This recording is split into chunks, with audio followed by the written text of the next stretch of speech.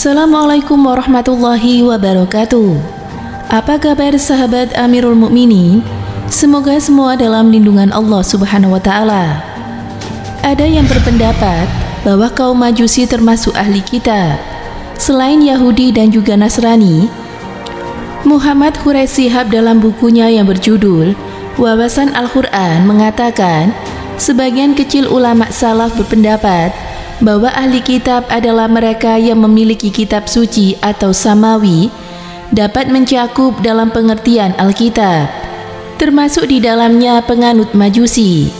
Pada awalnya, Majusi adalah agama tauhid, namun dalam perkembangan agamanya itu diselewengkan, mereka menyembah api.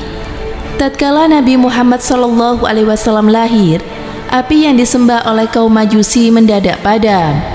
Ini aneh, soalnya sudah ratusan tahun api itu tidak pernah padam. Lalu siapa sejatinya agama Majusi itu? Ibnu Katsir saat membahas surat An-Nisa ayat 150 menyebutkan, satu pendapat bahwa kaum Majusi pada awalnya beriman kepada nabi mereka yang bernama Zaradut atau Zoroaster. Namun mereka kemudian kafir terhadap syariat nabi mereka. Zarathustra adalah nabi bangsa Persia kuno yang hidup sekitar abad ke-7 sampai ke-6 sebelum Masehi. Hampir sejaman dengan Raja Cyrus Agung, sekitar 600 sampai 530 sebelum Masehi. Raja pertama dinasti Achaemenida dari Persia. Raja Cyrus sendiri merupakan penganut tauhid. Hal ini digambarkan saat Cyrus membebaskan bangsa Yahudi dari pengasingan di Babylon serta memerintahkan untuk membangun Al-Maqdis yang kedua setelah Bait Al-Maqdis yang pertama dihancurkan oleh bangsa Babylon. Beginilah perintah Cyrus, Raja Persia. Segala kerajaan di bumi ini telah dianugerahkan kepadaku oleh Tuhan, Allah semesta langit. Ia menugaskan aku untuk mendirikan rumah baginya di Yerusalem yang terletak di Yehuda.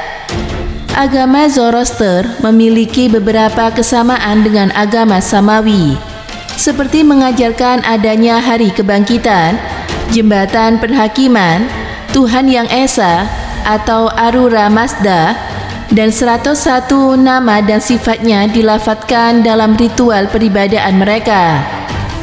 Kelompok penyihir. Majusi merupakan pelafalan Arab yang artinya Persia kuno.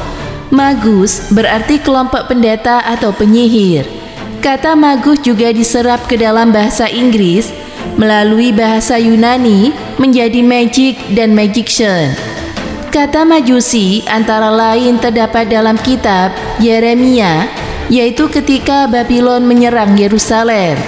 Para Majusi kemudian mengubah dan menggantikan agama Zoroaster melalui beberapa tahap. Pertama, Majusi telah ada sebagian agama tradisional orang Babylon. Berdasarkan temuan arkeologis, catatan tertua menyebutkan kata Magus atau Majusi adalah prasasti Behistun yang menyebutkan bahwa di masa Raja Darius ke-1, Raja ke-4 dinasti Achaemenida, terjadi pemberontakan di Babylon dan ada Majusi di sana. Ketika dinasti Achaemenida menguasai Babylon, mereka berinteraksi dengan agama tradisional Babylon, termasuk dengan astrologi Babylon dan kepercayaan bahwa waktu adalah masa dari segala sesuatu. Kepercayaan itu kemudian mempengaruhi sebagian penganut Zoroaster bahwa waktu adalah kepercayaan yang lebih dahulu daripada Tuhan dan segala sesuatu. Eudimos of Rhodes dalam catatannya menyebutkan bahwa ada sekelompok orang Persia yang menganggap waktu sebagai asal dari terang dan juga gelap.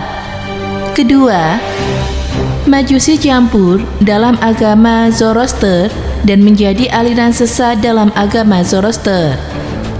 Sikretisme Babylon atau Majusi disebut dianut sebagai penganut Zoroaster sehingga menjadi satu aliran agama Zoroaster. Aliran ini menjadikan api sebagai simbol dari keberadaan terang. Sebelumnya, orang Persia tidak menyembah patung dewa, namun pengaruh kebudayaan Babylon yang gemar membuat patung membuat Artaxerxes kedua, raja ke-10 dinasti Achaemenida, mulai membangun patung malaikat Anahita di berbagai kota besar. Artaxerxes kedua juga membangun kuil api untuk Athena di Istap. Jika prasasti raja-raja sebelumnya hanya menyebut Haruza Maza, maka prasasti Artaxerxes kedua mulai menjunjung Anahita dan juga Mitra atau malaikat-malaikat dalam agama Zoroaster. Dinasti Achaemenida runtuh di masa Raja ke-13 atau 330 sebelum Masehi akibat serangan Alexander dari Macedonia, Yunani. Orang Yunani sendiri merupakan penganut politisme atau musyrikin. Serangan dan penjajahan bangsa Yunani telah memusnahkan banyak teks suci Zoroaster. Ketiga, Majusi ditetapkan sebagai penguasa agama resmi negara. Pada 247 sebelum Masehi, dinasti Arsacil mengakhiri penduduk Yunani dan mendirikan kerajaan Parthia.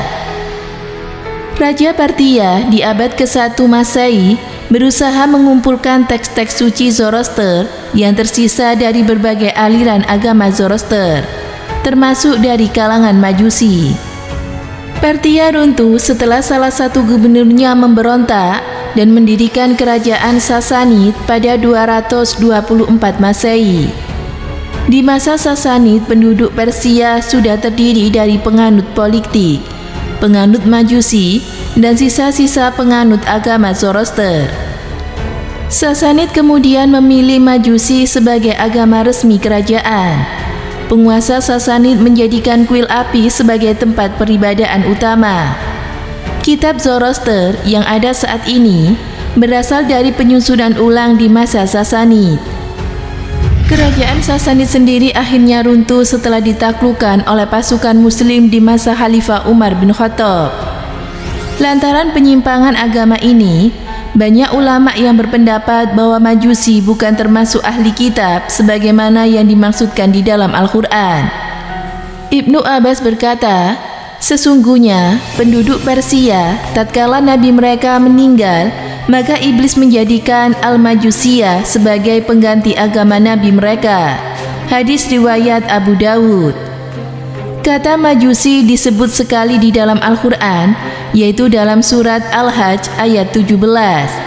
Sesungguhnya orang-orang beriman, orang-orang Yahudi, orang-orang Sa'abi'in, orang-orang Nasrani, orang-orang Majusi, dan orang-orang musyrik, Allah akan berikan keputusan kepada mereka pada hari kiamat.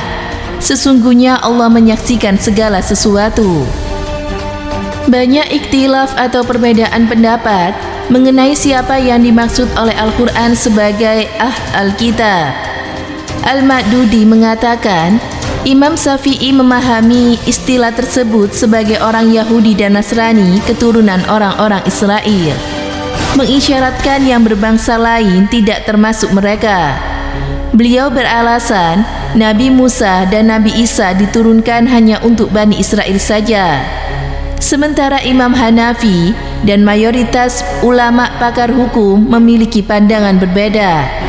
Mereka berpandangan, orang yang percaya atau mengimani pada salah satu nabi saja atau kitab yang telah diturunkan oleh Allah, maka mereka disebut sebagai Al-Kitab. Adapun pandangan lain, sebagian kecil ulama salaf yang menyebutkan bahwa mereka yang memiliki kitab suci atau samawi dapat dicakup dalam pengertian Al-Kitab, termasuk Majusi. Hingga kemudian makna diperluas oleh pakar hukum kontemporer bahwa agama Hindu maupun Buddha dapat disebut sebagai Al-Kitab. Dalam tafsir Ibnu Katsir pun diperjelas bahwa Abu Sur berpendapat bahwa umat muslim boleh menikmati makanan dari sembelian orang Majusi. Dengan demikian, seorang muslim juga dapat menikah dengan perempuan Majusi dengan beberapa syarat. Namun berbeda dengan hal ini, Abdullah ibnu Umar melarang keras pernikahan dengan Al-Kitab. karena ia menganggap mereka adalah golongan musyrik. Pandangan Quraisy Shihab sendiri ketika membahas tema mengenai Ahlul Kitab, beliau membatasi istilahnya pada dua golongan saja, yaitu Yahudi dan juga Majusi. Semoga kita bisa mengambil hikmah dan pelajaran dari kisah tersebut. Semoga bermanfaat. Wallahu a'lam bishawab. Assalamualaikum warahmatullahi wabarakatuh. Pemirsa Amirul Mukminin yang dirahmati Allah Subhanahu wa taala. Disebutkan dalam riwayat Imam Hakim bahwa jumlah nabi dan para rasul itu sangat banyak sekali. Disebutkan bahwa Abu Dzar bertanya kepada Rasulullah, berapa jumlah nabi itu? Maka Rasulullah menjawab, jumlah nabi itu adalah 124.000 dan 313 diantaranya adalah Rasul. Disebutkan bahwa Nabi memiliki pengertian adalah seseorang yang memperoleh wahyu dari Allah dan tidak diwajibkan menyampaikan kepada umatnya. Sedangkan Rasul adalah seseorang yang menerima wahyu dari Allah dan ditugaskan dan berkewajiban menyampaikan kepada umatnya. Dari 124.000 nabi dan rasul itu tidak semuanya disebutkan dalam Al-Quran. Hanya ada 25 nabi dan rasul yang wajib diketahui berdasarkan Al-Quranul Karim. Al-Quran sendiri menyatakan bahwa tidak semua nabi-nabi itu diceritakan satu persatu dalam Al-Quran, karena Al-Quran merupakan kitab petunjuk, pengajaran, tarbiyah, pensucian, dan peringatan. Tujuan ini dapat terlaksana dengan menyebut nama atau sebagian riwayat hidup para nabi. Misalnya kisah Nabi Musa disebut dalam berbagai ayat, berulang-ulang diceritakan agar Allah ingin kita mengambil pelajaran dan hikmah dan kesabaran Nabi Musa alaihissalam. Dan bahkan ada nabi-nabi yang hanya disebutkan namanya, bahkan ada nabi-nabi yang diceritakan secara singkat saja di dalam Al-Quran. Di antara nabi dan rasul tidak disebutkan Al-Quran, tapi disebutkan dalam hadis maupun kitab Injil dan kitab Taurat. Misalnya Nabi Jirjis, Nabi Sid, Nabi Daniel, Nabi Hansalah, Nabi Syamun, dan nabi-nabi lainnya. Semoga memberi manfaat. Wassalamualaikum warahmatullahi wabarakatuh.